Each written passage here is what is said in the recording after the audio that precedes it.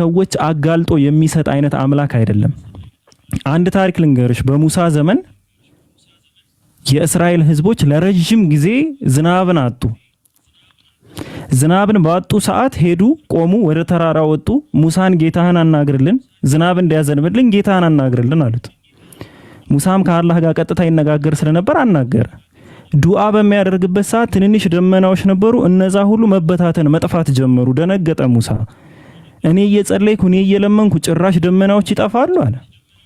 አላህ Subhanahu Wa Ta'ala ምን አለው? ከናንተ ከዚህ ከህዝቦች መካከል አንድ ባሪያዬ አለ 40 ዓመት ሙሉ እኔን አምጾኛል። እንደሱ አይነት ወንጀል የሰራ ሰው የለም። 40 ዓመት ሙሉ በእኔ ላይ አምጿል። ዝናብንም ለሆም ብዬ ነው ይላል። ከዛ ሙሳ ጮክ ብሎ ተናገረ። አንድ ሰው አለ ከናንተ መካከል 40 ዓመት ሙሉ አላህን ያመጸ። ስለዚህ ያ ሰው ወጥቶ ራሱን አሳልፎ እስካልሰጠ ድረስ አላህ ዝናብን አያወርድም ይላል። ያ ባሪያ ያ ሰውዬ ማንነቱን ያውቃል፣ ራሱን ያውቃል። በሚያውቅ ሰዓት ምን ይላል? ከተከሻው የነበረው ልብሱን ያወልቅና ማልቀስ ይጀምራል። ገና ማልቀስና መጸጸት ሲጀምር ዝናቡ መዝነብ ጀመረ። ሙሳ አለይሂ ሰላም አላህን ጠየቀው። ምን አለው? እንዲህ ሰውዬው እኮ አልወጣም ወደፊት ለፊት አላየነውም እኮ ያን ሰውዬ እንዴት ነው ዝናቡ የዘነበ ሲለው አላህ Subhanahu Wa Ta'ala ምን አለ? እሱ የተጸጸተውን ጸጸት ማንም ሰው አልተጸጸተም። እሱ የተሰማውን የገባውን ንስሐ ማንም ሰው አልገባም። በዚህ ሰበብ ይሄው ዝናብን አግኝታቸዋል ይላል። ሙሳ በጣም ተደነቀ። ምክንያቱም 40 ዓመት ያመጸ ሰው ነው። ምን ያክል ጸጸት ቢጸጸት ነው በአንዴ እንደዚህ ለውጥ እንዲመጣ ያደረገው? ያውም ሰዎቹ ሳያዩታል። ከዛ ሙሳ ምን ብሎ ጠየቀ አላህን?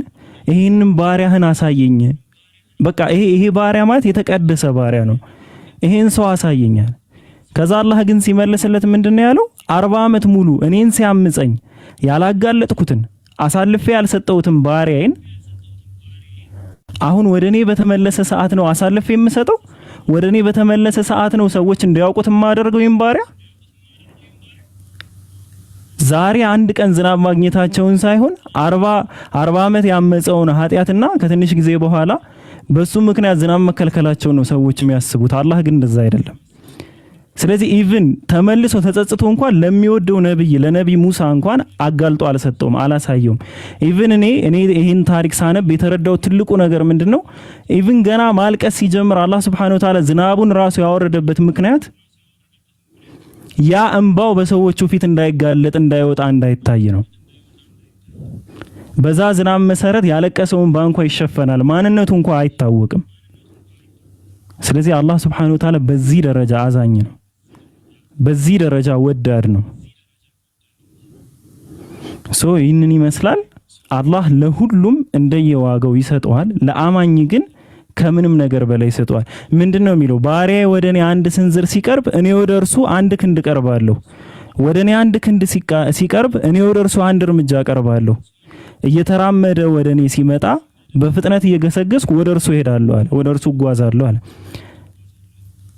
ሪያዱ ሷሊሂን 96ኛው ሐዲስ ላይ ታገኙታላችሁ። ይሄም ማለት ነው። ስለዚህ አላህ Subhanahu Wa Ta'ala እንደዚህ ነው። ይሄንን ደግሞ በምን አይተናል? በአደም አለይሂ ሰላም ሌላ ሃይማኖት ላይ በሌለው ትምህርት አዳም ባጠፋ ጊዜ በልቡ ተጸጸተ፣ አዘነ። እንዴት ግን ይቅርታ መጠየቅ እንዳለበት አያውቅም። ያ ማዘኑ በልቡ መጸጸቱ አንድ እርምጃ መጠጋት ነበረ፣ አንድ ስንዝር መጠጋት ነበረ። አላህ Subhanahu Wa Ta'ala ምን አደረገ? አንድ ክንድ ቀረበው፣ እየገሰገሰ ወደ እርሱ መጣ። ምን አደረገለት? የጸጸትን ቃል አስተማረው፣ እንዴት መጸጸት እንዳለበት አስተማረው። በዛ በተማረው ትምህርት መሰረት ይቅር በለኝ ማረኝ አለ። ማን? አዳም። ከሱ የወረስነው ነገር የለምኛ፣ እሱን ራሱን እዛው ላይ ማረው። ምንም ያስተላለፈብን ምንም የመጣብን ነገር የለም። እና አላህ አንድ ስንዝር ሰዎች ሲቀርቡ አንድ ክንድ ይቀርባል ማለት ይሄ ነው። አደም ተሰማው፣ እንዴት መጠየቅ እንዳለበት አያውቅም። እንዴት መጠየቅ እንዳለበት አስተምሮ ነው ይቅር ያለው። እና የኔ መስላል ልሻለው። ጥያቄ ካለሽ መቀጠል ትችላለሽ ኢንሻአላህ።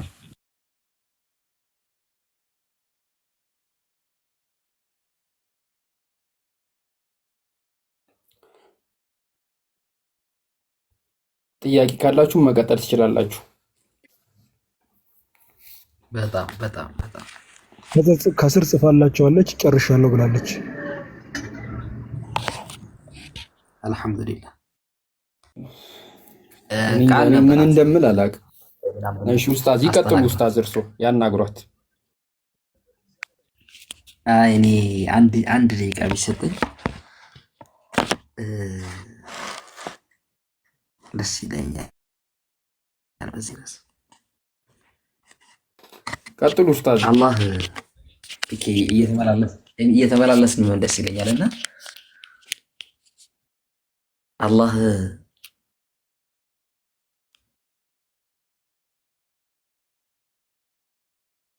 ባያዝንላቸው ነው።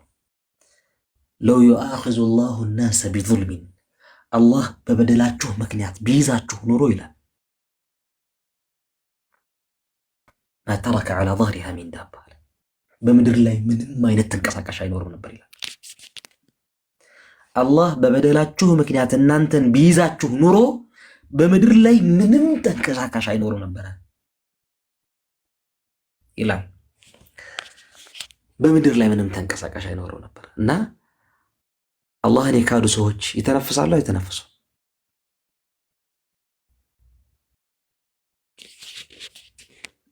ፒኬ አላህን የካዱ ሰዎች ይተነፍሳሉ። አላህን የካዱ ሰዎች አላህን የካዱ ሰዎች ሲሳይ ሪዝቅ አላህ ከልክሏቸዋል። ምድር ላይ ስላመጻችሁኝ አልተቀበላችሁኝምና ብሎ ከልክሏቸዋል።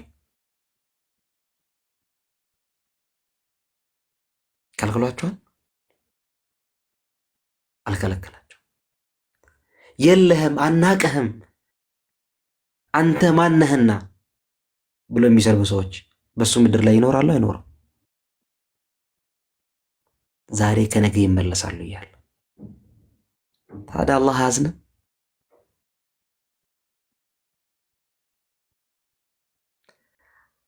ወማ ነቀሙ ሚንሁም ኢላ አንዩእሚኑ እንደውም በአላህ ያምኑ ሰዎችን ለምን ታምናላችሁ እያሉ የሚያሰቃዩ ሰዎች ይኖራሉ እኮ ምድር ላይ። ለምን ትኖራላችሁ? ለምን ታመልካላችሁ አላህን እያሉ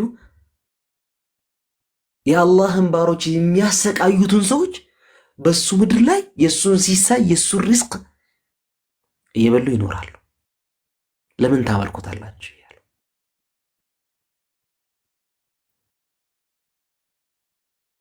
ምን አረጋቸው ግን? አላህ ይሄን ያህል አዛኝ አምላክ ነው።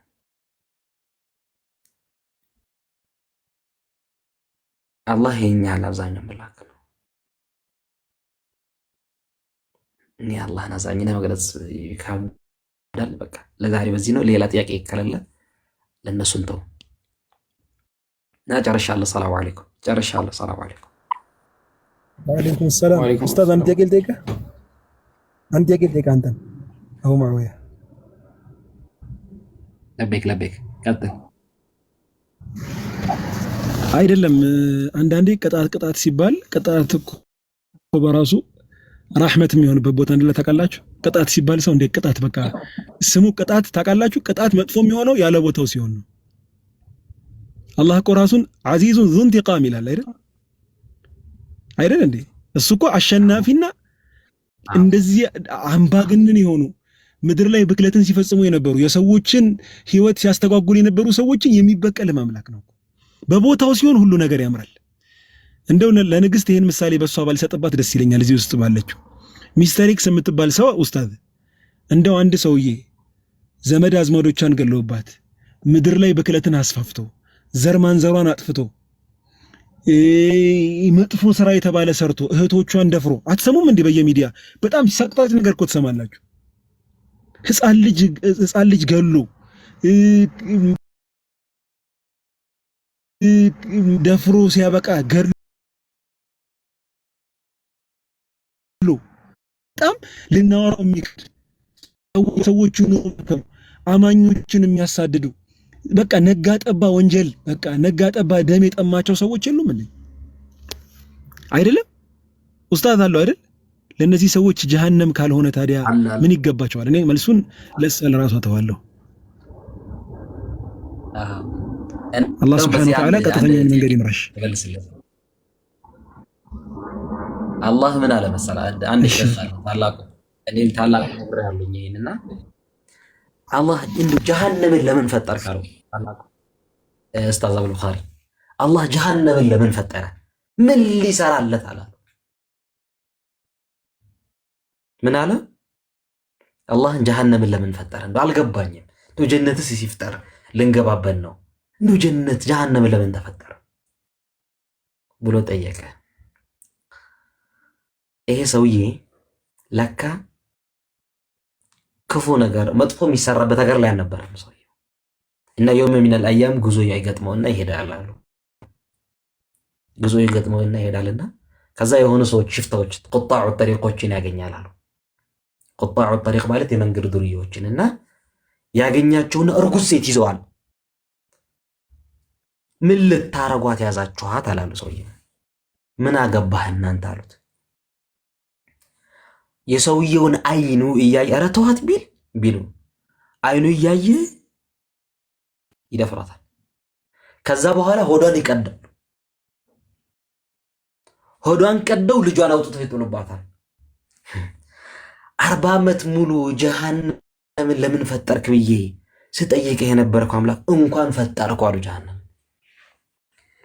ጀሃነምን እንኳን የፈጠርክ ለካ ጀሃነም የሚገባቸው የሐቁ ባለቤት የሆኑ ሰዎች አሉ። ለነዚህ ሰዎች ከጀሃነም ውጭ ምን አይነት ፍርድ አለ? እና ዛሬ ጌታዬ ሆይ ያመንኩኛል አሉና ለጀሃነም አያስተሐቅ የሚገባቸው አሉ። የ3 ዓመት ልጅ ደፍረው ገለው የሚሄዱ ሰዎች ከጀሃነም ውጭ ምን አይነት ፍርድ ይገባቸዋል? እና አላህማ በጣም ፍትሃዊ አምላክ ነው። የሚገርም አምላክ ነው። ሐቅ የሚሰጥ አምላክ ነው። ወላሂ ገለኸው እንኳን ማትረካበት አገጣጣም አለ። አሁን አውሮፓ ላይ እስር ቤት አስገብተው የሆነ ቪዲዮ አይቼ ነበር ኡስታዝ። የዱባይ እስር ቤት ብኖር ይሻለኛል አለች ሴትዋ። ቪዲዮ እያየሁኝ ምን ነው ሲባል ዶሮ ነው የሚቀርብልን። ሰው ገለህ ዶሮ የምትበላ ከሆነ ምን ትርጉማል? ፒኬ አሮስቶ ጧት ወተት የምትጠጣ ከሆነ እስር ቤት ነው። 5 ዓመት የደፈረን ሰው የ3 ዓመትን ልጅ የደፈረ ሰው የገደለ ሰው ዶሮ እየበላ ይኖር? ወተት እየጠጣ ይኖር?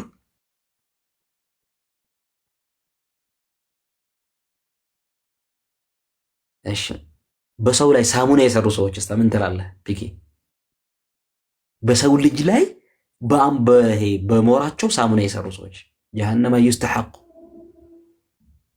እና አላሁ አለም። ጥያቄ እንደመለስ ተስፋ እናደርጋለን። እኛም ወሬ አበዛሁ ዛሬ። ሰላም አለይኩም። እሺ እኔ ብዙ ወአለይኩም ሰላም ወራህመቱላህ። ጀዛከላህ ኸይር። ችግር የለውም።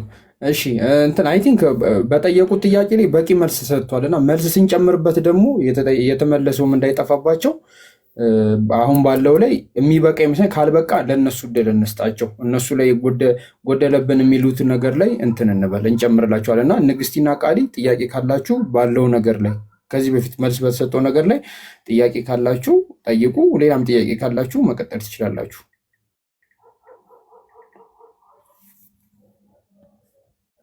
እኔ ጥያቄ የለኝም፣ ግን አንድ ልናገር ወይስ ልለፈው? አረ አስተምሪን እንጂ አንቺ ያላስተማርሽን ማን ያስተምረናል? ለአቅመ ማስተማር ደርሰሽ በሉ ማስታወሻ ያዙ። ወላ ተማሪ ወላ ኡስታዝ፣ ሁላችሁም ማስታወሻ ያዙ። ቃል ይቀጥ ጸጋ ይበዛልሽ። እሺ እኔ አንድ የተረዳሁት ነገር ቢኖር አላህ ለባሮቹ ምን አይነት አዛኝ ጌታ እንደሆነ ማለት ፈጥሮን ፍጥረቶችን እንዲሁ እንደማይጥል እሱን ስናመልከው እሱን ስንገዛው ኖረን እንኳን ዘላለም ዓለም በጀሃነም እንደማይቀጣን እንጃ የሆነ ካስረዳችሁት አንፃር ብቻ የእዝነትን ጥግን ያየሁበት ብቻ እኛም ባሮችን ጥሎ እንደማይጥለን ቀጥቶን ወደ ራሱ እንደሚመልሰንና የጀነት ወራሾች እንደሚያደርገን ይሄን ተረድቻለሁ። አመሰግናለሁ። ጀዛከላህ ኸይር ቃሊ። እኔ ማለት የሚገርም አገላለጽ ነው። ጥሩ ነው እየገባሽ ያለው። እንግዲህ አላህ ሂደውን ይስጥሽ ነው የምለው። ሌላ ምንም የምለው ነገር የለም። ኡስታዝ አቡማ የሚሏት ነገር አለ? እኔ ዛሬ እኮ በጣም ነው ገሜ እና ይስሐቅ በጣም አፉ ኡስታዝ ኢማም አሊም እኛ እያወራ ወጡ። አላህ አንተ ጃሂል ኮር ያበዛል። ለዛ ነው እና ተረዱኝ። ይስሐቅ ያعፉ ገሜ እሺ ቆይ እሺ ኡስታዝ ታላቁ ቀጥል። መርሐባ ሽጃ ቃል እስኪ ልጠይቅሽ አንድ ጥያቄ።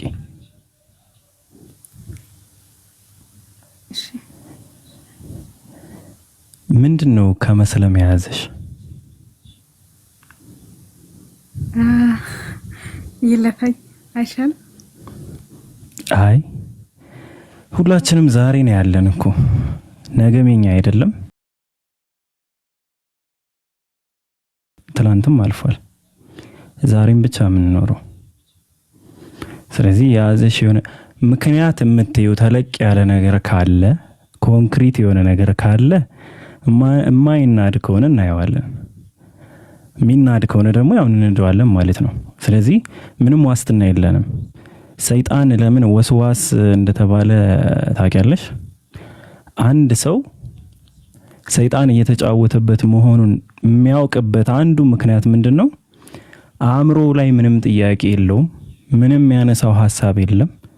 ግን ያ እውነት መሆኑን እያወቀ ያንን መንገድ አይቀበለውም ወይም አይከተለውም። እንደዚህ አይነቱን ሰው ሰይጣን እየተጫወተበት ነው። ለምን? ነገ ጊዜ አለ ይለዋል። እስከመች ድረስ? እስኪሞት ድረስ ማለት ነው ሰውየው። ነገ ጊዜ አለ፣ ምን ችግር አለው? ዛሬ ግን እኮ እንደዚህ እኮ ሊኖር ይችላል ይላል። እንደዚህ እኮ ሊያጋጥም ይችላል። ስለዚህ ነገ ጊዜ አለ። በቃ ቀስ በል አስብበት ምናምን እንደዛ አይነት ነገር ይላልና ስለዚህ ምክንያት ካለሽ ምክንያትሽን እንስማውና እስኪ አሳማኝ ከሆነ ምናምን እንየው። ተዋት ምናምን የምትሉ አይነት ሰዎች እናንተ በሰው ህይወት ላይ የተጫወታችሁ ያላችሁ ሰዎች ናችሁ። በጣም ይቅርታ አድርጉልኝ እንደዚህ ስል፣ ግን በጣም በሰው ህይወት ላይ እየተጫወታችሁ ያላችሁ ሰዎች ናችሁ። ነገ ለመኖሯ እናንተ ዋስትና ናችሁ? ዋስትና አላችሁ? ዋስትና ትሰጧታላችሁ? ነገ በህይወት ከእንቅልፏ እንደምትነቃ እናንተ ዋስትና መስጠት ትችላላችሁ? ምንድነው የምትሰጧት ዋስትና? ምንድነው የምታደርጉላት ነገር? ከዛስ አይ እሷ እኮ እንደዚህ ብላ ነበር ብሎ ለማውራት ነው። እና እናንተ ራሳችሁ እስልምና ሃይማኖት ላይ ሆናችሁ ሌላውን ሰው ተዋት ተወው ምናምን ትላላችሁ። ማትጠየቁበት አይምሰላችሁ። ወላሂ ትጠየቃላችሁ። እንደዚህ የምትሉ ሰዎች ትጠየቃላችሁ። አላህ Subhanahu Wa Ta'ala ፊት ትፋረዳችኋለች፣ ትጠየቃላችሁ። እናንተ አላህ ይጠይቃችኋል። ሰይጣን ደግሞ ከጂኒ ወገን ብቻ አይደለም ከሰው ወገንም አለ። ሚነል ጂነቲ ወናስ ነው የሚለው ሱረቱል ናስ ላይ 114ኛው ምዕራፍ የመጨረሻው አንቀጽ ከሰውም ከጋኔንም ከሆኑ ሰይጣኖች ባንተ ተጠበቃለሁ በል ነው የሚል። ስለዚህ እናንተ ራሳችሁ ተዋት ነገ ምናምን እያላችሁ አታዘግዩ ሰውን። እናንተ ምን ዋስትና አላችሁ? ምንድነው የምትሰጧት ዋስትና? ስለዚህ እንደዚህ አይነት ሰዎች እየጠቀማችሁ አይምሰላችሁ፣ ማንንም አትጠቅሙ። አፉን ትንሽ ጮኩ መሰለኝ ሌላ ሰው ብቻ ቃል የሆነ ምክንያት ካለሽ ምክንያትሽን ባውቅ ደስ ይለኛል። ምክንያቱም ረጅም ጊዜ ነው ማውቅሽ። አይ ቲንክ ቴሌግራም አንድ ቀንም የሆነ ያወራን ይመስለኛል፣ እርግጠኛ ባልሆንም ግን የሆነ አውቅሻለሁ ብዙ ጊዜ ምናምንና ምንድነው እስኪ የሆነ ይሄ ነገር ነው የምትየው ነገር ካለ ያንን ነገር እንየው። ኦኬ ስተት ከሆነ ምናምን እንየው። አይ ነገ ስተት ቢሆንስ ብለሽ የምታምኚ ከሆነ ነገ ስተት ይሁን፣ አንቺ ነገ ላይ አይደለም ያለሽው፣ አንቺ ያለሽው ዛሬ ላይ ነው። የሰው ልጅ ቢሆንስ በሚል ነገር ላይ አይኖርም። ኦኬ የሆነውም ብቻ ዛሬን ነው። ምንድነው የሚባለው መሰለሽ? ያለፈ ነገር ሁሉ ሩቅ ነው ይባላል። አንድ ሰከንድ የሚሆን ያ ያለፈ ታሪክሽ ነው፣ በቃ ሩቅ ነው። የሚመጣ ሁሉ ቅርብ ነው ይባላል። ነቢያችን ሰለላሁ ዐለይሂ ወሰለም ደግሞ አንድ ሰው ሞተ ማለት ቂያማ ቆመችበት ማለት ነው ብለዋል። በቃ ያ ሰው ከሞተ በቂያማና በእርሱ መካከል ምንም ነገር የለም። ስለዚህ የሆነ የምታቀርቢው ምክንያት ካለ እየተጫንኩሽ አይደለም። ይሄ እኔ እንደዚህ ብዬ የምናገረው ግዴታዬ ስለሆነ ብቻ ነው፣ ሌላ ነገር አይደለም። አላህም ይጠይቀኛል ብዬ ስለማስብ ነው። ኦኬ። ስለዚህ የሆነ ምክንያት ካለሽ ያንን ምክንያት ብታነሽ እና ብንሰማው ኦኬ፣ አሳማኝ ከሆነ በቃ አሳማኝ ነው ምክንያቷ ምናምን ብንል ምንመልሰው ነገር ካለ ብንመልስ፣ ወይ ደግሞ የሆነ አሁን ገና ነሽ ብዬ አላምንም። እንደኔ ያለውና ገና ነሽ ብዬ አላምንም። አይ ቲንክ ማወቅ ያለብሽን ነገራቶች በሙሉ አውቀሻል ብዬ አስባለሁ። ኢቭን ብዙ ተርኒንግ ፖይንቶች አሉ። ለአንቺ ግን ትልቅ ተርኒንግ ፖይንት ይሆናል ብዬ የማስበው ጉድ አይዲያ ነው። ምክንያቱም ጉድ አይዲያ በብዙ መንገድ አንቺ ጋር ሲያዘገይሽ እንደነበረ ስታወሪው ስለነበር ማለት ነው። አሁን ያዘገይሽ ብለሽ የምታስቢው ያ መጥፎነትን ይሰብከኛል የምትዩ ሰው ራሱ ድኗል፣ ወደ እስልምና ገብቷል። እና አንቺስ አስቢውና በበቀደም አይተሽ ከሆነ አንድ ልጅ ገብቶ ነበረ ከኡስታዝ ወሂድ ጋር ከ11 ዓመት በፊት የሚተዋወቅ ልጅ። አንተ ሰብከኝ ነው እኔ ክርስቲያን ሆንኩ እያለ ሲናገር የነበረ ልጅ ማለት ነው። እና እሱም ቢሆን በእድሜው ላይ እንደዚህ አይነት ሰዎች በእድሜያችሁ ላይ እየቀለዳችሁ ነው። እና የሰይጣን መጫወቻ ባንሆን ደስ ይለኛል።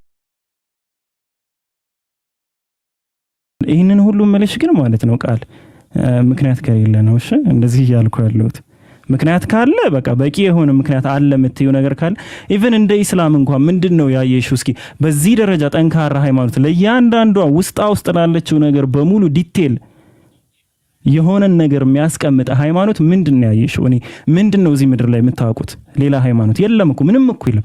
ነቢያችን ሰለላሁ ዐለይሂ ወሰለም የመጨረሻ ነብይ መሆናቸው የምናቀባቸው እኮ አንዱና ትልቁ ምክንያት ምንድነው? እኛን የሚመለከቱ ፕሮፌሲዎች፣ እኛን የሚመለከቱ ተአምራቶች ስላሏቸው ነው።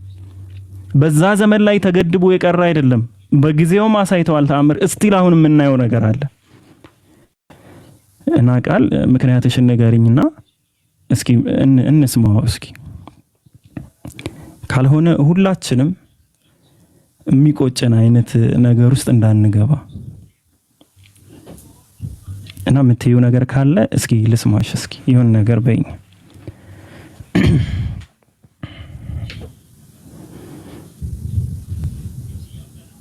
እሺ በመጀመሪያ ልክ ነህ። የሰው ልጅ ተኝቶ ለመነሳቱ ዋስታለው ልትናገርም ትክክል ነው። እንደመጫን አላስበውም። ከዛ ባለፈ የሆነ የራሴ ፐርሰናል ነገር አለ ማውራት አልፈልግም ላይ ግን ራሴ የሆነ ነገር አለ። ግን በጥያቄ ደረጃ ከሆነ እንደዚህ በጥያቄ ደረጃ እንኳን እኔ እስልምና ላይ የእውነት ለመናገር ትንሽ የነብዩ መሐመድ ነብይነት ላይ ብዙ ውስጤ ሙሉ በሙሉ አያምንበትም። እንደገና ደግሞ በጣም ነው ወደ ፈጣሪ መቅረብ የምፈራው። ማለት አምላክን ማምለክ ወይንም ለአምላክ መገዛት በጣም ነው የምፈራው። በፊት ማለት በጣም ጠንካራ ባልሆንም ለፈጣሪ እገዛለሁ ብዬ አምናለሁ። በቃ በራሴ ሃይማኖት ፈጣሪን አመልካለሁ፣ እገዛለሁ። ከሆነ ጊዜ በኋላ ግን ያንን ህይወት ትቼዋለሁኝ፣ በራሴ ማለት ነው ትቼዋለሁ። ወደ ፈጣሪ የቀረብኩ ልጅ አይደለሁኝም። እንደዚህ ለፈጣሪ ማቀርበውም ጸሎት ምናምን የለም፣ ትቼዋለሁ፣ ቆየሁኝ።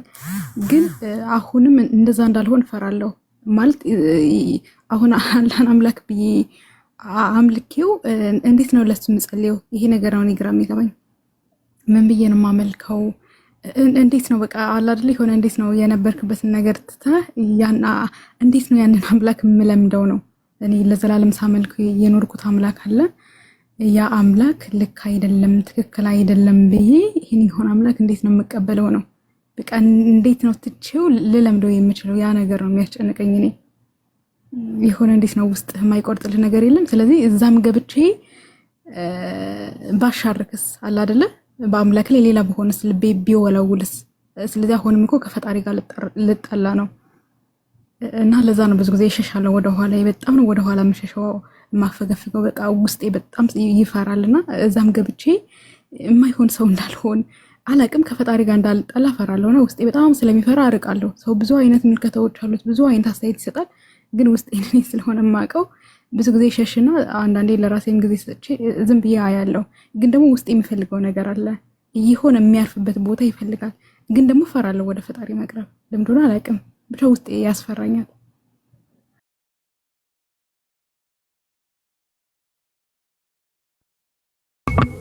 መልካም እሺ፣ ጥሩ ነገሮችን አንስተሻል ከሰሙት።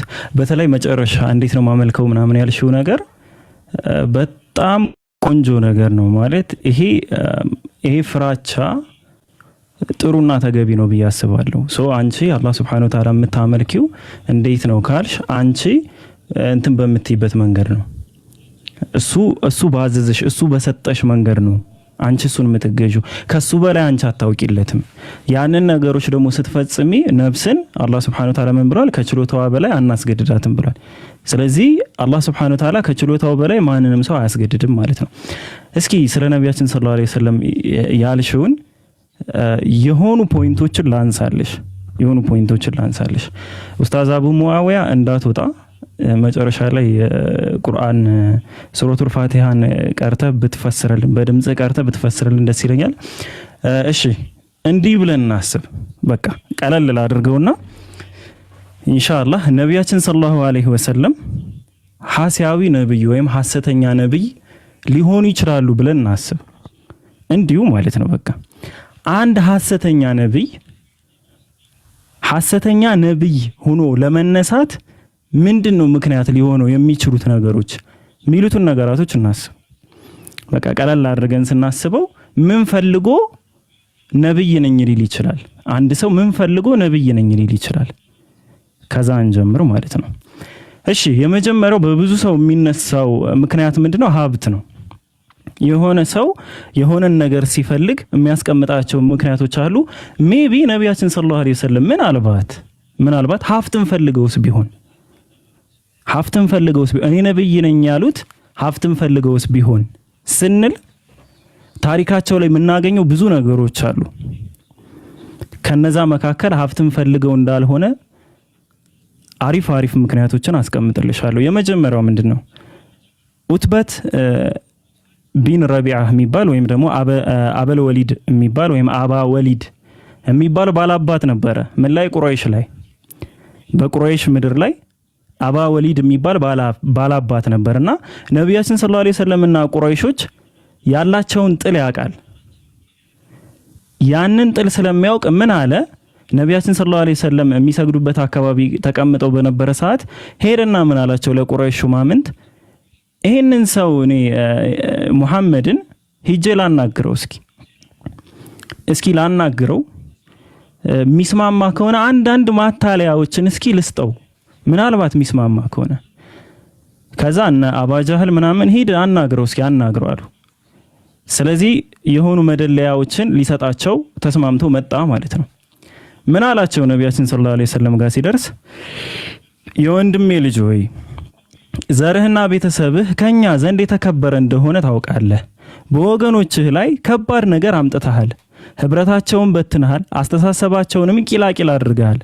አማልክቶቻቸውንና ሃይማኖቶቻቸውን አነውረሃል። ከአያት ቅድመ አያት ጀምሮ ሲወርድ ሲዋረድ በመጣው እምነት ክደሃል።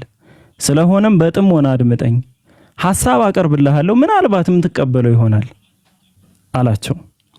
ነቢያችን ሰለላሁ ዐለይሂ ወሰለም ምን አሉ? አባ ወሊድ ሆይ ቀጥል፣ እየሰማሁ ነው፣ ቀጥል አሉ። ከዛ ምን አለ?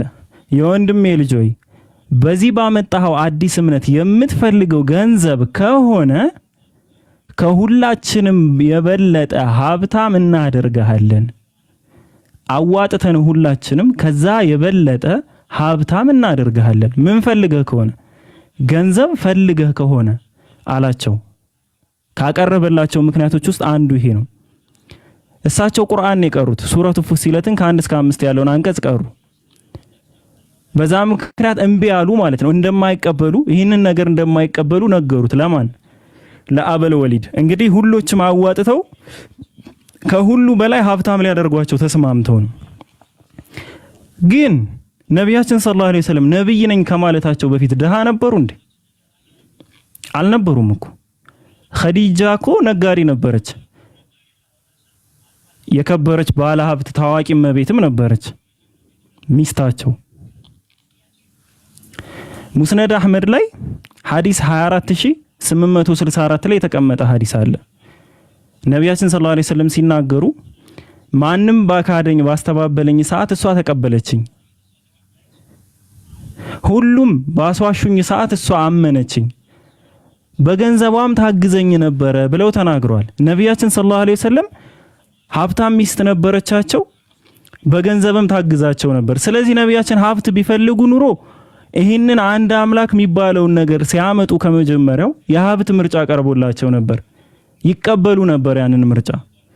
ኢቭን ሲጀመር እንደዛ አይነት ሐሳብ ውስጥም አይገቡም ነበር። ከገቡ በኋላስ አሁን ትልቁ ነገር ምንድነው? ከገቡ በኋላስ ሀብትን ያግበሰብሱ ነበር ወይ? አልነበረም። ሰሒህ አልቡኻሪ ላይ ሐዲስ 4101 ላይ ምን ይላል? የኸንደቅ ዘመቻ ላይ እንግዲህ ወደ 2000 ምናምን የሚጠጉ ተከታዮች ነበሯቸው። የፈለጉትን ነገር አዋተው ሊሰጧቸው ይችሉ ነበር።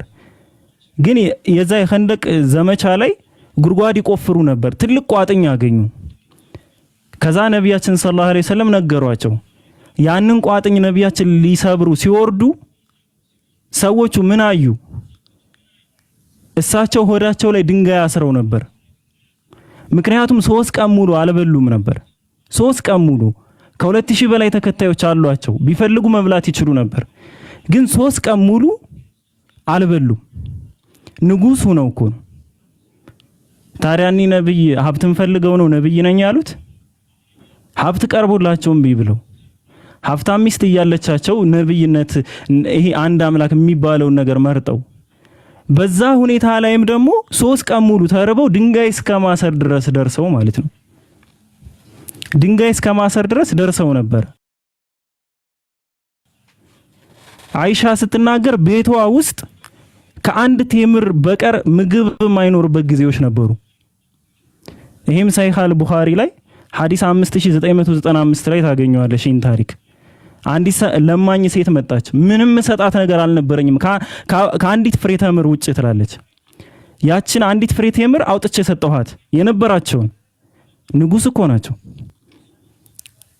ግን ቤታቸው ውስጥ ግን አንድ ፍሬ ተምር ነው የነበረ። ያችን ሰጠኋት አለች። ያችንም ይቺ ደሃዋ 2 ልጆች ስለነበሯት ለ2 ሰንጥቃ ለ2 ልጆቿ ሰጠች። እና አላህ Subhanahu Wa Ta'ala በዚህ ስራዋ ምክንያት እንደሚመነዳት ነቢያችን ሰለላሁ ዐለይሂ ወሰለም ተናገሩ። ግን ይህ ሁሉ ነገር ሲሆንስ ምንድነው? ሀብት አልነበራቸውም ወይ? ሀብት የሚያገኙበት አማራጭ አልነበረም ወይ? ነበረ። ምን ምርኮ ነበረ። ለምሳሌ የበድር ጦርነት ላይ ካሸነፉ በኋላ ብዙ ምርኮ ነበረ። ግን የነበረ ፈራሱ አሰጣጥ ይሰጡ ነበር ለሌላ ሰው ሲለግሱ። እሳቸው ስለሚለግሱ ነው እንጂ እንደዚህ አንድ ቴምር እስኪቀር ድረስ ቤታቸው ላይ የሚቀመጠው ሀብት ስለማያገኙ አልነበረም።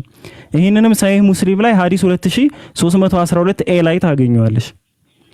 ነቢያችን ሰለላሁ ዐለይሂ ወሰለም አንድ ሰው መጣ፣ ንብረትን ጠየቃቸው። እንደተቸገረ ነገራቸው። ያላቸውን ንብረት በሙሉ ሰጡት። 100 ግመል ድረስ የሚደርስ ያገኙትን ነገር በሙሉ ሰጡት፣ የራሳቸው የሆነ ነገር። ሰውየው ወደ ወገኖቹ ተመልሶ ምንድነው ያለው? ይህ ሰው እኮ ድህነትን የማይፈራ አሰጣጥ ነው የሚሰጠው፣ ይሄማ ነብይ ነው ብሎ ተናገረ። ነቢያችን ሰለላሁ ዐለይሂ ወሰለም በሚሞቱበት ወቅት በሚሞቱበት ጊዜ ለ30 መስፈሪያ ምንድነው ስንዴ ነው ገብስ ነው የሚባለው ነገር ለዛ ብለው የጦር ጋሻቸውን እንኳን በብድር ለአይሁድ ሰው ያስይዘውት ነበር። ተበድረው ነው የሞቱት። ብድር ላይ ነበሩ ሲሞቱ እንኳን። ንጉሱ ነው በ100 ሺህ የሚቆጠር እኮ ተከታዮች ነበሯቸው በዛ ሰዓት። የመካም የመዲና ማስተዳዳሪ እኮ ናቸው። የአንድ ሙሉ አረቢያ ንጉስ ነበሩ። ግን የሚበሉት አጣው። ምግብ እንኳን ተበድረው ጋሻ ሲይዘው ተበድረው ነበር። በሚሞቱበት ሰዓት በእዳ እንደተያዘ ነበር ያነጋሻቸው ሲሞቱ። ሰሒህ ቡኻሪ ሐዲስ 2916 ላይ እንንም ታገኛለሽ። ከፈለግሽ ማስረጃዎችን የምነግርሽ በደንብ ተማምነሽ ይሄ ዝም ብሎ አፈታሪክ ወሬ ያወራውሽ እንዳልሆነ እንድታውቂ ብዬ ነው። እሺ፣ ስለዚህ በዚህ በደንብ መረዳት እንችላለን። ምን ነቢያችን ሰለላሁ ዐለይሂ ወሰለም ሀብትን ፈልገው አይደለም ማለት ነው። እኔ ነብይ ነኝ ያሉት ሀብትን ፈልገው አይደለም። ግን ሰው ሀብትን ካልፈለገ ሌላ ነገር ይችላል። ምናልባት ንግስናና ዝናን ፈልገውስ ቢሆን እያንዳንዱ ምክንያቶች ነው ማነሳለሽ ዛሬ ማለት ነው። ሁላችሁም ስሙ። ንግስናና ዝናን ፈልገውስ ቢሆን ነብያችን ሰለላሁ ዐለይሂ ወሰለም ንግስናና ዝናን ፈልገውስ ቢሆን አባወሊድ ካቀረቡላቸው ማታለያዎች ውስጥ የመጀመሪያው ገንዘብ ሲሆን ሀብት ሲሆን ሁለተኛው ደግሞ ምንድነው ያቀረቡላቸው የምትሻው ልቅና ከሆነ እንግዲህ ዝናን ከሆነ የምትሻው አለቃችን እናደርጋለን ያለ ፈቃድህ ምንም ነገር አንፈጽምም የምትፈልገው ንግስና ከሆነ ንጉሳችን እናደርጋለን ንጉሳችን ሁን ይሄንን አንድ አምላክ የምትለውን ብቻ አቁም እኛ ንጉስ እናደርጋለን አንተ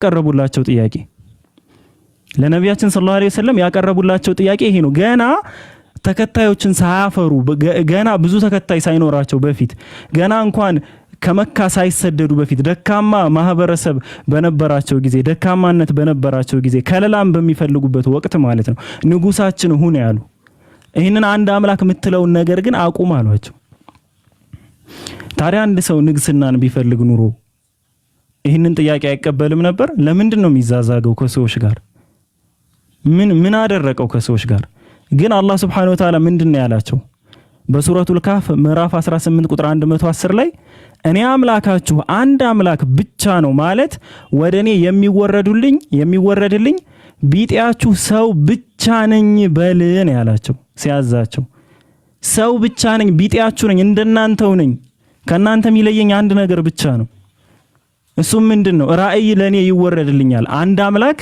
የሚለው ሐሳብ ለኔ ይወረድልኛል አንድ አምላክን አምልኩ የሚል መልእክት ለኔ ይወረድልኛል ይሄ ነው ከናንተ የሚለየኝ እንጂ ቢጤያችሁ ሰው ነኝ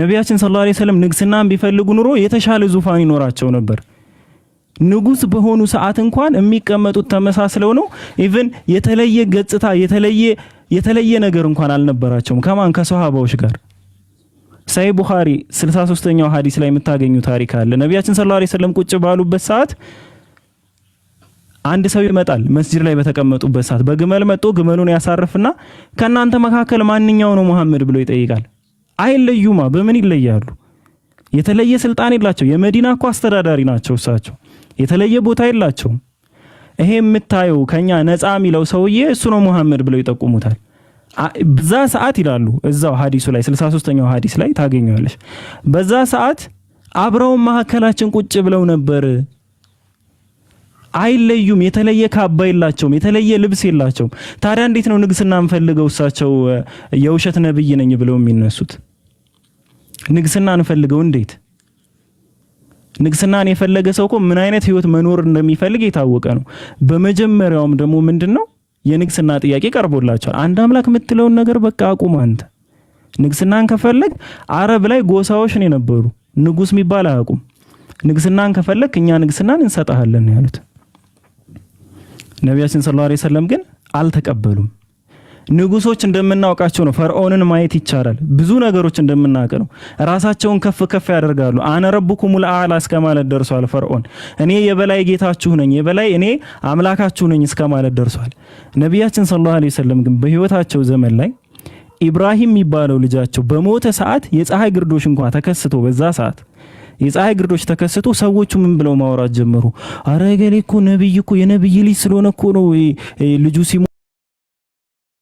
ሞት የፀሐይ ግርዶሽ የተከሰተ ተፈጥሮ ራሱ እንደዚህ ሆነች ልክ አሁን ክርስትና ላይ ኢየሱስ ክርስቶስ ሲሰቀል ለ3 ቀን ጨለመ የፀሐይ ግርዶሽ ተፈጠረ እንደሚሉት ማለት ነው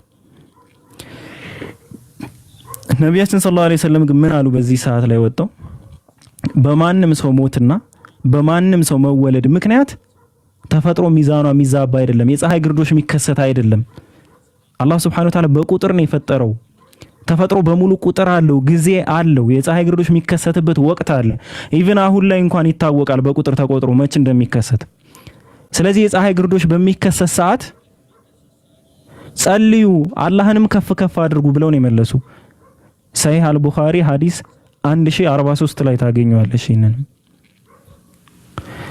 ነብያችን ሰለላሁ ዐለይሂ ወሰለም ልቅናን አይፈልጉም ከፍ ማለትን አይፈልጉም ነበር ምን አሉ እኔን ከፍ አታድርጉኝ ልክ ክርስቲያኖች ኢየሱስ ክርስቶስን ከፍ አድርገው አምላክ እንዳደረጉት እኔን ከፍ ከፍ አታድርጉኝ። ስለኔ በተጠየቃችሁ ጊዜ የአላህ ባሪያና መልእክተኛው ነው በሉ። ከዛ የተለየ ነገር የለኝም። እኔ የአላህ ባሪያና መልእክተኛው ነው በሉ። እንደዛ ነበር የተናገሩ። ሰሂህ አልቡኻሪ ሐዲስ 3445 ላይ። ሌላም ማንሳት ይቻላል። ሙዓዝ ኢብኑ ጀበል ከሻም ቆይቶ፣ ሻም ማለት ብዙ ሀገርን ያካተተ ነው ኢየሩሳሌምን ጨምሮ። ሻም ቆይቶ በተመለሰ ሰዓት ለነቢያችን ሰለላሁ ዐለይሂ ወሰለም ሰገደላቸው። ሙዓዝ ምንድነው የምታደርገው አሉት። አይ እኔ እኮ ሻም እያለሁ ሰዎቹ ለሊቀ ጳጳሳቸው ለጳጳሳቱና ለንጉሶቹ አክብሮታቸውን ለማሳየት የአክብሮት ስግደት ይሰግዱ ነበር። እኔ ደግሞ ከእርሶ በላይ የሚገባው ሰው የለም ብዬ ስላሰብኩ በዛ ምክንያት ሰግጄልዎታለሁ ነው ያለው። ነቢያችን ሰለላሁ ዐለይሂ ወሰለም ምን አሉ? ድጋሚ እንደዛ አይነት ነገር እንዳታደርግ፣ ከአላህ ውጭ ለማንም መስገድ አይገባም። ከፍታን አይፈልጉም ነበር። ታዲያ እንዴት ነው እኒህ ነብይ እንዴት ነው በየትኛው አመለካከት በየትኛው አካሄድ ነው እኒህ ነብይ ንግስናን ፈልገው ነው ሊባል የሚችለው? ሀብትን እንደማይፈልጉ በደንብ አይተናል። ንግስናን ፈልገው እንዳልሆነም በግልጽ ተመልክተናል። እንዴት ነው ንግስናን ፈልገው ነው እኒህ ሰው ንግስናን ፈልገው ነው ነብይ ነኝ ያሉት ልንል የምንችለው? በሂራ የሚባል ሰውም መጥቶ ከለላም በሚፈልጉ ሰዓት ያናገራቸው ነገር አለ። ግን ለአሁን በቂ ስለሆነ እሱን አስፈላጊ ከሆነ ሌላ ጊዜ ላይ ጨምረዋለሁ። እሺ ሌላው ዘመነኛ የሚነሳ ነገር አለ። ኦኬ ንግስናን ፈልገው አይደለም፣ እሺ አየ ነው። ሀብትን ፈልገው አይደለም፣ ኦኬ አየ ነው። ከህይወታቸው ተማር። አሁን ላይ ያሉ ሰዎች ደግሞ ምን ይላሉ? ሴቶችን ፈልገው ቢሆንስ ነው በሴት ምክንያት ቢሆን ብዙ ሴቶችን ወይም ደግሞ ዝሙትን ፈልገው ቢሆንስ ብዙ ሴቶችን ፈልገውስ ቢሆን ነብይ ነኝ ብለው የተነሱት? ይሄ በየትኛውም ዓለም ታሪክ ተሰምቶም ታይቶም የማይታወቅ ምክንያት ነው። እንደ ምክንያት ግን ብዙ ሰው ስለሚያነሳው ላንሳው ነኝ። ኦኬ ሴት ፈልገው ከሆነስ? አንደኛ ነቢያችን ሰለላሁ ዐለይሂ ወሰለም ከነብይነት በፊት በነበራቸው ህይወት አይደለም በዚህ የተገደበ 11 ሚስት ምናምን ይቀርና 50 ሚስት 60 ሚስት ማግባት የሚችሉበት ጊዜ ነበሩ። በማህበረሰቡ በኩል ተወዳጅ ነበሩ። ግን ያገቧት ሴት በ15 ዓመት የምትበልጣቸውን ኸዲጃን ነበር ያገቡ። ኸዲጃ ከሳቸው በፊት 2 ባሎች ነበሯት። አግብታ የፈታች ነች። 2 ጊዜ አግብታ ፈታ። በሶስተኛው ነው ነቢያችን ሰለላሁ ዐለይሂ ወሰለም ያገቧት ኸዲጃን ማለት ነው። የኸዲጃ ፍቅር ግን የተለየ ነበር። ነብይ ነኝ ብለው 10 ዓመት እንኳን በሚቆዩ ሰዓት ከሷ ውጭ ምንም አይነት ትዳር አልነበራቸው። 10 ዓመት ሲቆዩ ሴትን ፈልገው ቢሆን ኑሮ ለምንድን ነው የማያገቡት? 10 ዓመት ሙሉ ለምን አያገቡ? ለምን ይጠብቃሉ? 25 ዓመት አፎና ትክክል። በነብይነት ነው 10 ዓመት። ነብይ ነኝ ብለው 10 ዓመት እሷ ጋር ሲቆዩ 10 ዓመት ሲቆዩ ሌላ ሚስትን አላገቡም ነበር። ከሷ ጋር 25 ዓመት ነው የኖሩት። ነብይ ሆነው ግን 10 ዓመት ነው የቆዩ እሷ ጋር። ሌላ ሚስት አላገቡም ነበር። አይሻ እንኳን የምትቀናባት ሴት ነበረች ኸዲጃ። ነቢያችን ሰለላሁ ዐለይሂ ወሰለም እርድ በሚያርዱ ሰዓት ስጋ ይልኩ ነበር። ወደ ማን? ወደ ኸዲጃ ጓደኞች ይልኩ ነበር። ወደ ኸዲጃ ጓደኞች ይልኩ ነበር ስጋ። እሷን ስለሚወዷት ኢቭን ከሞተሽ በኋላም ማለት ነው። አይሻ ተናዳ እንዲያውም ወጣቷን ሴት እኔን የመሰለች ሴት አላህ Subhanahu Wa Ta'ala ሰጥቶህ እንዴት ነው አንተ ያቺ አሮጊት ብላ ነው የምትጠራት? እድሜዋ ያረጀች ሴትዮ እንዴት ነው እሷን የምታስባት ብላ ጠይቃቸው ነበር። ይሄንንም ታገኘው ሰሂህ ሙስሊም ላይ ሐዲስ 2435 ቢ ላይ ታገኘዋለሽ። ነቢያችን ሰለላሁ ዐለይሂ ወሰለም ግን ምንድነው ያሉ? የሷ ፍቅር አላህ Subhanahu Wa Ta'ala ልቤ ላይ አትሞታል። በቃ የሷ ፍቅር በእኔ ልብ ላይ ታትሟል። ታዲያ ለሴት ብለው ነው ያገቡ። ኢቭን እሷ ከሞተች በኋላ እንኳን እንዲያገቡ ተጠይቀው ነው ያገቡ። ለአግባ ብለው አይደለም። ታዲያ ለሴት ብለው ነው ነብይ ነኝ ያሉት። ይሄ ከመጀመሪያው እንደ ምክንያት ማይመጣ ሲሆን በሁለተኛ ደረጃ ደግሞ እንዴት እስኪ ታሪካቸውን እንኳን ስናይ እንዴት ነው እሷ ለሴት ብለው እንዴት ነው አንድ ሰው ነብይ ነኝ ባላጣው ነገር ነብይ ነኝ ሳይል ከ60 በላይ ማግባት እየቻለ ነብይ ነኝ ብሎ በራሱ ላይ 11 ሚስት ያውም እንዳሉ አግብተው የፈቱ ልጆች ያሏቸው በእድሜ የሚበልጧቸው ከማን? ከአይሻ ውጭ ሰውዳ ቢንት ዘምዓ ከዛ በኋላ ያገቧት ሚስታቸው ነበረች። በ5 ዓመት ትበልጣቸው ነበር። በ5 ዓመት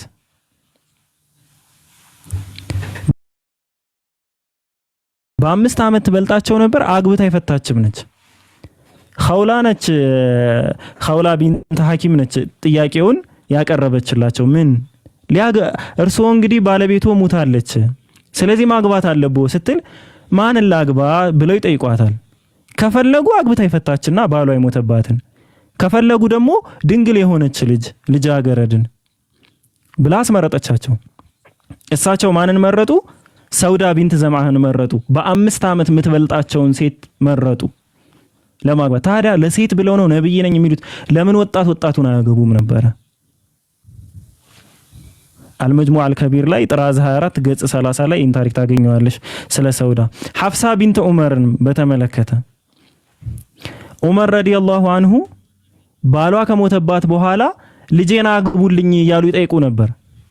ዑመርንም ጠይቀዋል፣ አቡበክርንም ጠይቀዋል። ሁለቱም ግን አልተቀበሉም። ነቢያችን ሰለላሁ ዐለይሂ ወሰለም ጋር መጡና ልጄንም ያገባት ሰው የለም። ትዳር ባይዘዌ አሁን ላይ እንደምታዩት እንዳይመስል፣ ይሄ ሲንግል ምናምን እንደሚባለው አይመስላችሁ።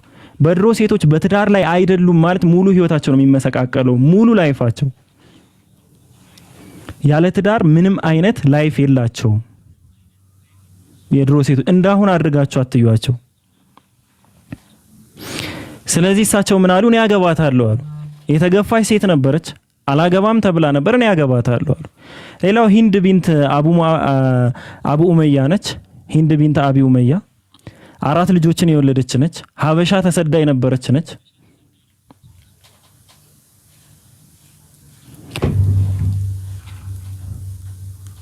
እሷንም ያገቡት አግብታ የፈታች ሀበሻ ተሰዳ የነበረችን ሴት ነው ያገቡ፣ ሂንድን ማለት ነው። እና ነቢያችን ሰለላሁ ዐለይሂ ወሰለም እንዲያውም ሊያገቡ በጠየቋት ጊዜ ምክንያት ያቀረበቻቸው ነበረ። የአላህ መልእክተኛ ሆይ እኔ 3 ባህሪያቶች አሉኝ። የምቀና ሴት ነኝ፣ አንድ ባህሪ። ሁለተኛ እኔ አንተን አስከፍቼህ አላህ እንዳይቆጣኝ እፈራለሁ። ሶስተኛ ያቀረበችው ምክንያት ግን በእድሜ ያረጀው ሴት ነኝ ብሎ ነው ምክንያት ያቀረበች። በእድሜ ያረጀው ሴት ነኝ። ነቢያችን ሰለላሁ ዐለይሂ ወሰለም ታዲያ ለሴት ብለው ቢሆን ኖሮ የሚያገቡት ወጣት በሞላበት እንዴ ያላገባች ልጃገረድ እየተባሉ እየቀረበላቸው ምርጫ ለምንድን ነው ልጆቻቸው 10 የወለዱ 3 ያገቡ 2 ያገቡ በእድሜ በ5 ዓመት የሚበልጧቸው በ15 ዓመት የሚበልጧቸው እንደዚህ አይነት ሰዎችን ለምንድን ነው መርጠው የሚያገቡት? ነቢያችን ሰለላሁ ዐለይሂ ወሰለም ምንድነው ያሉ? ልጆችም አሉኝ ስላለች ስለ ቅናትሽ አላህን እለምንልሻለሁ፣ ስለ እድሜ ያነሳሽውን ደግሞ እኔም ከዚህ በፊት ተመሳሳይ ነገር አጋጥሞኛል።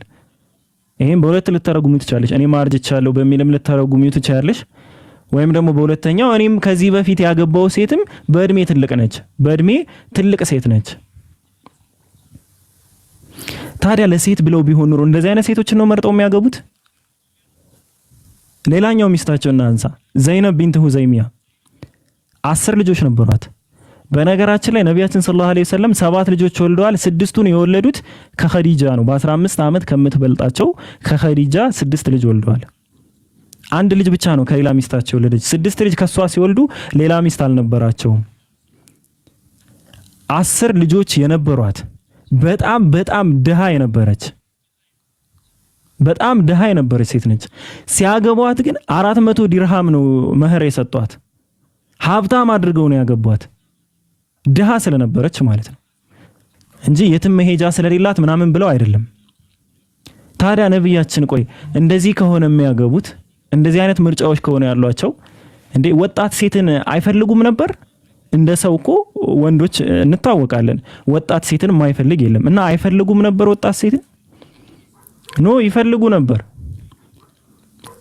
ጃቢር አግብተሃል ወይ ተብሎ ተጠየቀ። ነቢያችን ሰለላሁ ዐለይሂ ወሰለም ጠየቁት። አዎ አግብቻለሁ አላቸው። አግብታ የፈታች አገባህ ወይስ ወጣት ሚስት አገባህ አሉት። አይ እኔ አግብታ የፈታች ሴት ነው ያገባሁት አላቸው። ነቢያችን ሰለላሁ ዐለይሂ ወሰለም ምን አሉ? ለምን ወጣት አታገባም? የምታጫውታት ወጣት ብታገባ ጥሩ ነበር ብለው ምክር ሰጡት።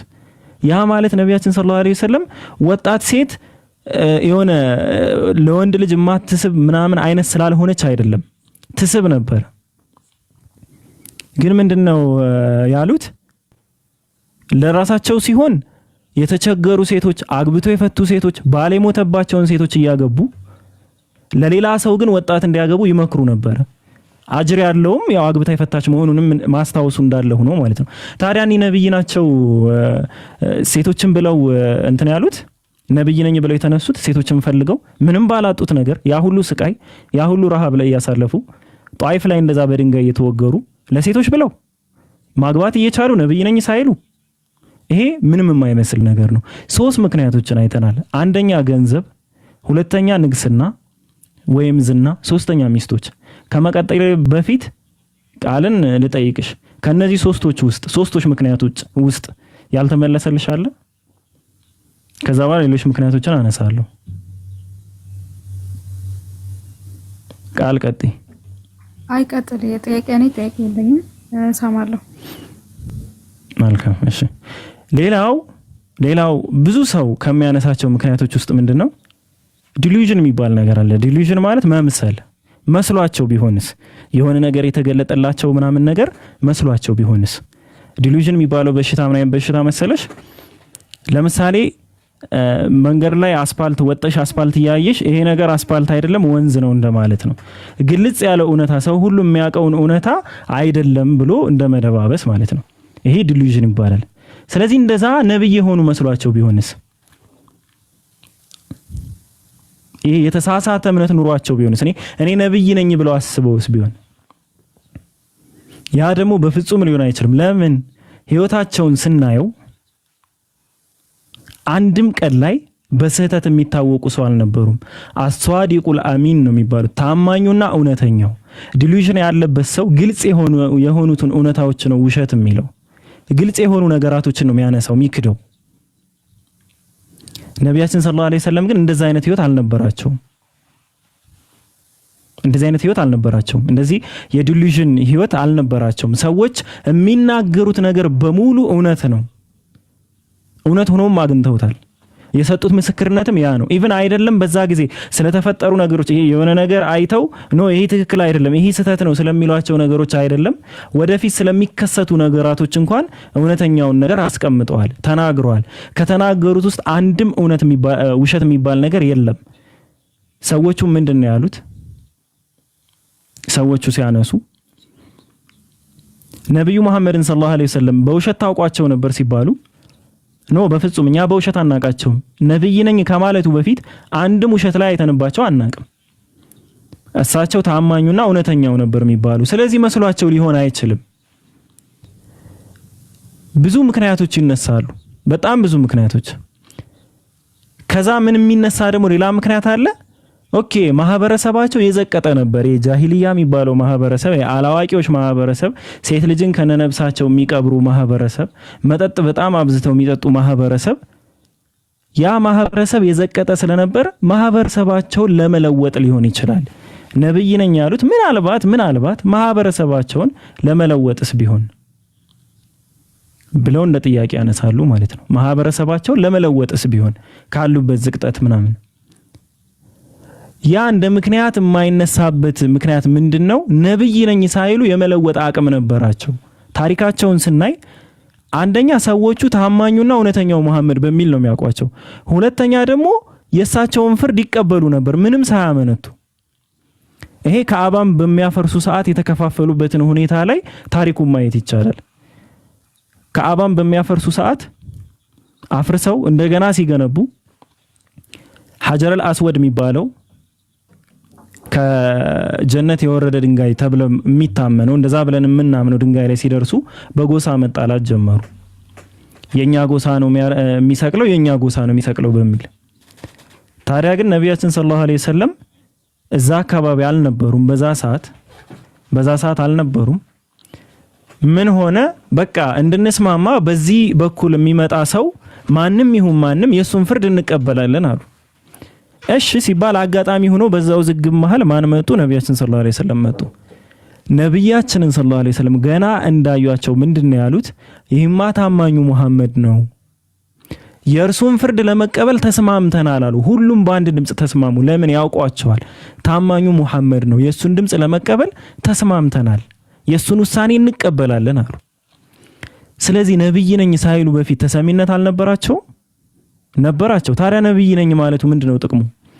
ሌላው ነብይ ነኝ ብለው በተነሱበት ሰዓት ራሱ የበኑ አምር ጎሳ የሆነ በሂራ የሚባል ሰውዬ ቅድም የጀመርኩትን ታሪክ አሁን ልጨርስልሽ። ከለላን ይፈልጉ ነበር ነቢያችን ሰለላሁ ዐለይሂ ወሰለም። ከለላን ከጎሳ ከለላን የሚፈልጉ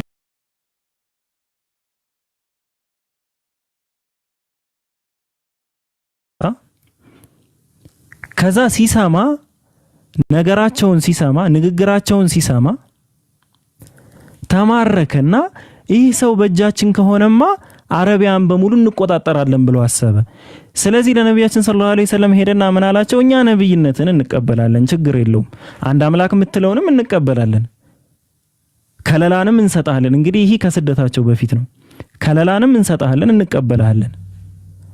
ታዲያ ምን ነገር ግን አንተ ተሳክቶልህ ንጉስ ከሆንክ ተሳክቶልህ ወደፊት ንጉስ ከሆንክ አንተ በምትሞትበት ሰዓት ያንተን ንግስና የኛ ጎሳ ሰዎች እንዲወርሱት አድርግ። ያንን ብቻ እንድትናዘዝልን እንፈልጋለን። የንግስናህን ወራሽ የኛን ጎሳ አድርግ። በዚህ ቃል ከገባ እኛ ከለላ እንሰጣለን፣ እንደፈለክ ትምህርትህን ታስተምራለህ፣ ማንም አይደርስብህም፣ ምንም አይነት ፈተና አያጋጥምህም። እንደዛ አሏቸው ማለት ነው። ነቢያችን ሰለላሁ ዐለይሂ ወሰለም ግን ሲመልሱ እንግዲህ እሳቸው ከሞቱ በኋላ ስለሚከሰት ክስተት እኮ ነው ያወራቸው። ከሞቱ በኋላ ስለሚከሰት ክስተት ማለት ነው። ሲመልስላቸው ምንድነው ያለ ነቢያችን ሰለላሁ ዐለይሂ ወሰለም ሲመልሱላቸው ይህን ጉዳይ የሚወስነው አላህ ነው። እርሱን ለሚያስደስተው ሰው መሪነቱን ይሰጠዋል። ንግስናን የሚሰጠው አላህ እሱን ለሚያስደስተው ሰው ነው። እሱን ለሚያስደስተው ሰው ነው ምንንም የሚሰጥ ንግስናን የሚሰጥ። ስለዚህ ነቢያችን ሰለላሁ ዐለይሂ ወሰለም አንድን ማህበረሰብ ለመለወጥ ቢሆን ኑሮ አንድን ማህበረሰብ ለመቀየር አስበው ቢሆን ኑሮ እኔ ነብይ ነኝ ብለው የተነሱት ከሳቸው ሞት በኋላ ስለሚከሰት ነገር በጊዜ ሂደት ማስተካከል የሚችሉትን ይሄ ንግስና ምናምን የሚባለውን ጥያቄ እኮ ንጉስ ከሆኑ በኋላ ብዙ ጎሳ በሳቸው ስር ስለሚሆን ያንን ጎሳ ውድቅ ማድረግ ይችላሉ። እንደዛ እንኳን በሚችሉበት ጊዜ ከዛ ይልቅ ምንን መረጡ? መሰደድን፣ መንገላታትን መረጡ። ለምን? ውሸታም ስላልሆኑ፣ ስለማይዋሹ። ንግስና የኔ ጉዳይ፣ የኔ ስልጣን፣ የኔ አቅም አይደለም። ንግስናን አላህ Subhanahu Wa Ta'ala ለፈለገው ሰው ነው የሚሰጠው። እንደዛ ብለው ይህንን ነገር መርጠው፣ ቀላል ነገር እኮ ነው። ያንን ነገር መርጠው ማለት ነው። ሌላውስ ነቢያችን ሰለላሁ ዐለይሂ ወሰለም ነብይ ነኝ ሳይሉ መቀየር ይችሉ ነበር ወይ? አዎ ይችሉ ነበር። ሰሂህ አል-ቡኻሪ 7ኛው ሐዲስ ላይ የምታገኙት ነገር አለ። የሄርኩለስና የአባ ሱፊያን ቃለ ምልልስ። እዛ ላይ ሄርኩለስ አባ ሱፊያንን ሲጠይቀው ምንድነው ያለው? የሱ የፋሚሊ የቤተሰቦችን ሁኔታ እስኪ ንገረን ብሎ ጠይቆት ነበር። እንደዛ ብሎ ሲጠይቀው አባ ሱፊያን ማለት ከሃዲ ነው፣ የነቢያችን ሰለላሁ ዐለይሂ ወሰለም ጠላት የነበረ ነው፣ በኋላ ላይ ሰሃባው ነው የሞተ ነው። ምን ብሎ ነው የመለሰ? እንዴ የሱ ቤተሰቦችማ የተከበሩ ናቸው፣ በቁረይሽ ዘንድ ትልቅ ክብር ያላቸው ቤተሰቦች ናቸው። ስለዚህ ነቢያችን ሰለላሁ ዐለይሂ ወሰለም ነብይ ነኝ እንኳን ባይሉ ተሰሚነት ነበራቸው ማለት ነው። ታዲያ ለምን ማህበረሰብን ለመቀየር ነብይ ነኝ ብሎ መነሳት ያስፈልጋል? ተሰሚነት ካላቸው። ሌላው ማህበረሰብን ለመቀየር ብለው እንዳልሆነ የምናውቀው አላህ Subhanahu Wa Ta'ala ለነቢያት ብቻ የሰጠው ከባድ የሆኑ ትእዛዞች አሉ። ለምንድነው አንድ ሰው በራሱ ላይ እነዛን ትእዛዞች ምንም ለሌላው ማህበረሰብ ጥቅም የሌላቸውን ትእዛዞች ለምንድነው በራሱ ላይ የሚተገብረው? ያንን ማህበረሰብ ለመለወጥ ብሎ።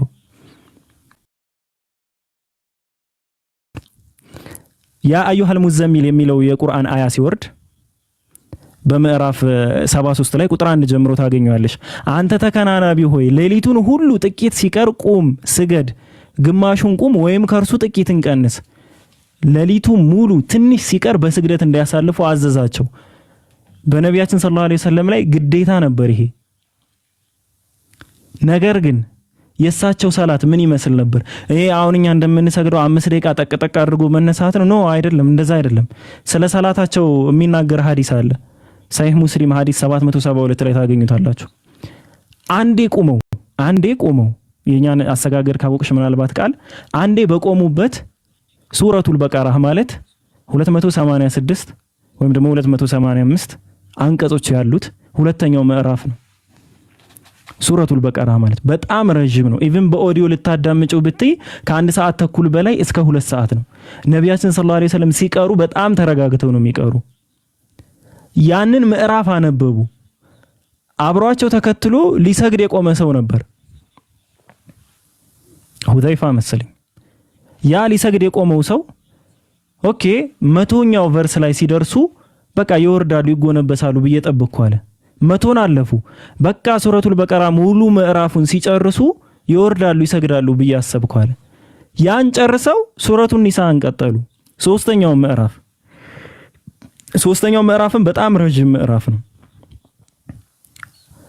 በቃ ሱረቱል ኒሳ ላይ ይህን ጨርሰው በቃ ያቆማሉ ብዬ አስቤ ነበር። ሱረቱል ኢምራንን ጨመሩ፣ 4ኛው ምዕራፍ። በአንድ ጊዜ ቆመው ከ4 ሰዓት በላይ ቆመው ያሳልፉ ነበር ማለት ነው። በሁሉ ቀን ላይ በየአንዳንዱ ቀን አስቢ፣ በየአንዳንዱ ቀን አምላካቸውን ሲገዙ ከ4 ሰዓት በላይ አንዴ ይቆማሉ። ይሄ ቆመው የሚሰግዱት ቆመው ላይ ያለው ፖዚሽን ላይ ነው የሰላቱ። በሚጎነበሱበት ጊዜስ የዚሁኑ ያክል ርዝማኔ ይጎነበሱ ያሳልፉ ነበር። አንዴ ተጎንብሰው መሬት ላይ ግንባራቸውን ነክተው እኮ አይደለም፣ ተጎንብሰው የዚህን ያክል ርዝማኔ ያሳልፉ ነበር። ታዲያ ለምን ጥቅም? ምን ጥቅም ኑሮ? ማህበረሰብን ለመቀየር ሰው በራሱ ላይ ያውም ሰዎች ከተኙ በኋላ የሚሰራው ተግባር ላይ እንደዚህ አይነት ጫና ራሱ ላይ የሚያሳርፍ ለምንድን ነው? ያለ ምንም ምክንያት እንዴት ነው ማህበረሰብን ለመቀየር ነው የሚለው ምክንያት አሳማኝ የሚሆነው? ሌላው ጾማቸው ዊሳል የሚባል ጾም አለ ተከታታይ ሳታፈጥሪ። አሁን እኛ ምን ጾመው ከፀሐይ መውጫ እስከ ፀሐይ መግቢያ ድረስ ነው። ከዛ በኋላ እናፈጥራለን። ከፀሐይ መውጣት በፊት እንበላለን፣ ፀሐይ መግቢያ ሰዓት ላይ ደግሞ እናፈጥራለን።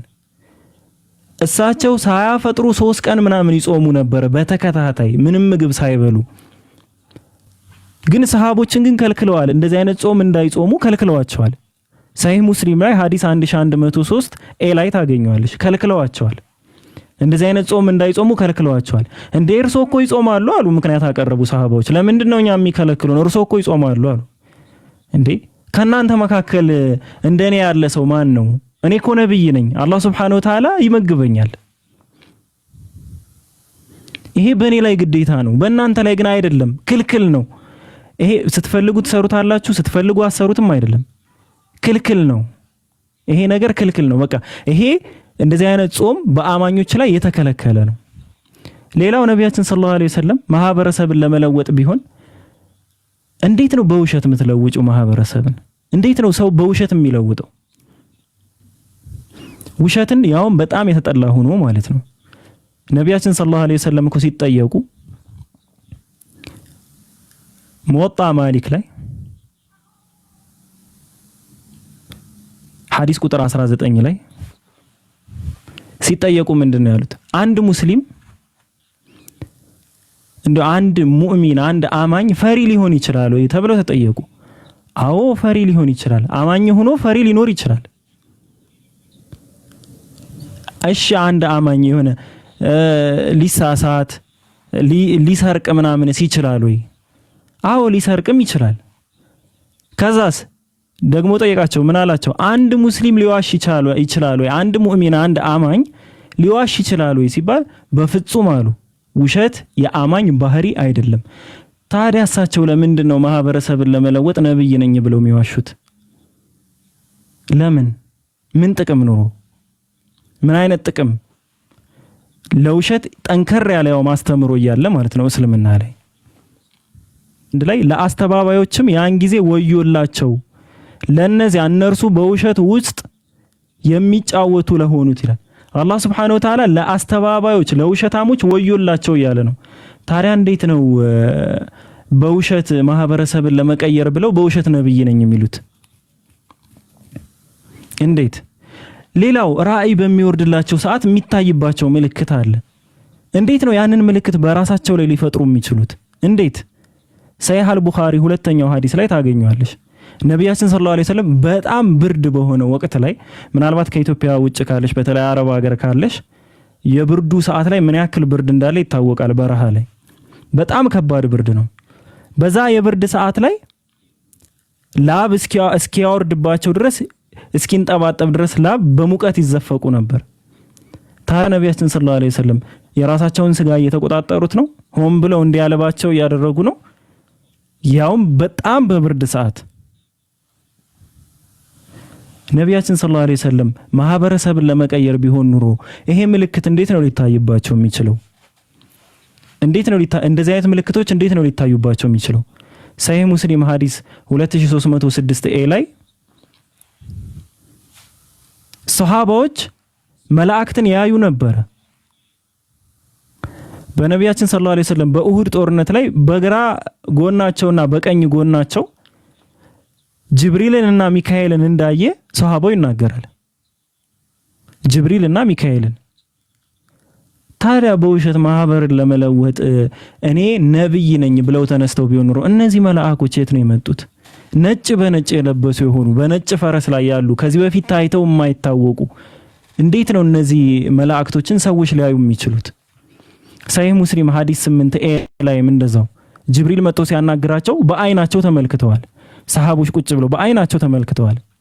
ታዲያ ማህበረሰብን ለመለወጥ ብለው ከሆነ እንደዚህ የሚሰሩ እንዴት ነው ሰዎች መላእክት ሊያዩ የሚችሉት? ያ እነዛ መላእክቶች ከየት ነው የሚመጡት? የውሸት ከሆነ ነብይነታቸው እነዛ መላእክቶች ከየት ነው የሚመጡት? እና ይሄ የውሸት ምናምን እንደዚህ የሚባለው አይነት ምክንያት ወይም ማህበረሰብን ለመለወጥ የሚባለው አይነት ምክንያት በቂ ምክንያት አይደለም። ሌላው የተውሂድ ትምህርት ነው። አንድ አምላክ ሳይሉ እኮ እሳቸው እኮ ማህበረሰብን መለወጥ ይችላሉ እኮ። ጣዖታትን ተቀብለው እኮ ተሰሚነት አግኝተው ማህበረሰብን መለወጥ ይችሉ ነበር። ግን ትልቁ ጥላቸው ምንድነው? ተውሂድ ነው። ትልቁ ጥላቸው የነበረ ከቁረይሾች ጋር ከነበሩት ማህበረሰብ ጋር ኢቭን ይሄ መልካም ስነ ምግባር አትቅጠፉ እንትና አትበሉ ምናምን ከሚባለው ነገራቶች ሁሉ በፊት የሚቀድመው ተውሂድ ነው። አንድ አምላክ የሚለው አላህ Subhanahu Wa Ta'ala እንዳለ ያስተማረው ያንን ነው። ታዲያ ማህበረሰብን ለመለወጥ ተውሂድ በሚባል ትምህርት ያ ሁሉ እንግልት ፖዝ ሆነሻል። ቃል ካለሽ እቀጥላለሁ።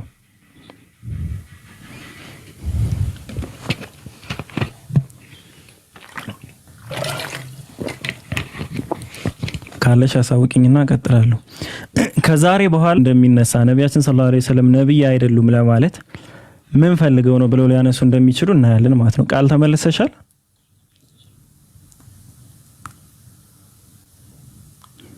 ቃል ተመልሰሻል?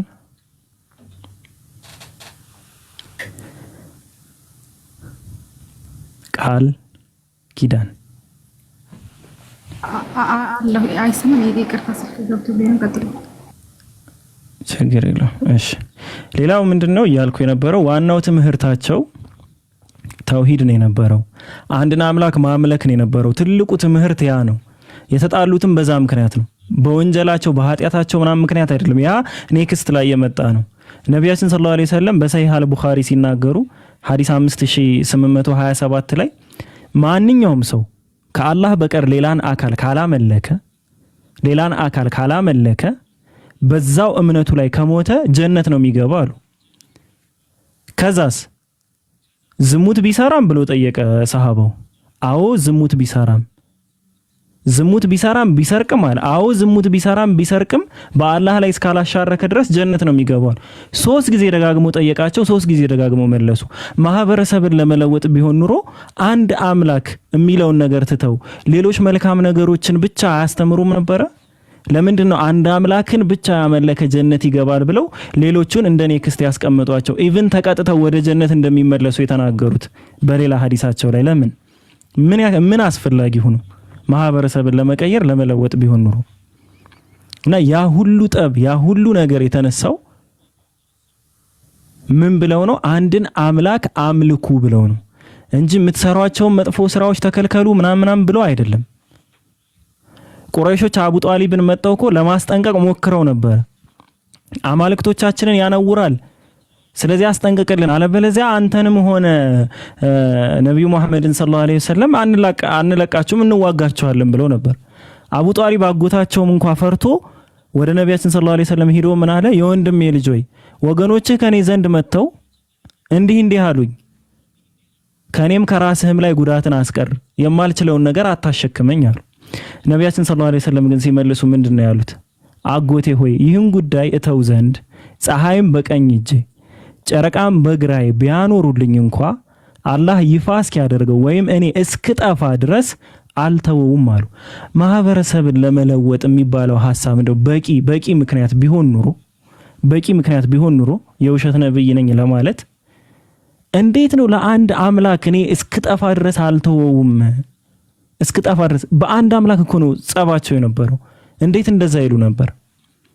በፍጹም እንደዛ አይሉም ነበር። የሁሉም ችግር የሁሉም ጠቢያ ነበር። ስለዚህ የመጨረሻው ምክንያትን የሚያነሱት ምንድነው? የመጨረሻው ምክንያታቸው ኦኬ ሁሉ አይተናል፣ እንግዲህ መላእክቶችንም ሰምተናል፣ ይሄው አይተናል። ቡኻሪ ላይ አለ፣ ታሪካቸው ላይ አለ፣ ሙስሊም ላይ አለ። መላእክቶችን አይተዋል ሰሃባዎች። ምናልባት ሰይጣንስ ቢሆን የተገለጠላቸው? ጥሩ ምክንያት እኮ ነው አይደል እንዴ? ከሚነሱ ምክንያቶች ውስጥ ምናልባት ሰይጣንስ ቢሆን የተገለጠላቸው፣ ሰይጣንስ ቢሆን ከዚህ ሌላ እኔ ይሄ እስካሁን ያነሳውልሽ ምክንያቶች እኔ በህይወቴ ላይ ያነሳዋቸው ምክንያቶች ናቸው። የመጨረሻውና ትልቁ ምክንያት ሰይጣን ተገልጦላቸዋል የሚለው ምክንያት ነበር። የመጨረሻውና ትልቁ ምክንያት ነብይ ለምን ሐሳዊ ነብይ ናቸው? ለምን ሲባል ሰይጣን የተገለጠላቸው ምናምን። ስለዚህ እስካሁን እየሰማሽኝ ከሆነ ሰፋ ያለ ጊዜ ስለሚወስድ እንቀጥላለሁ። እየሰማሽኝ ካልሆነ ግን እዚሁ ላይ አቆመዋለሁ ማለት ነው።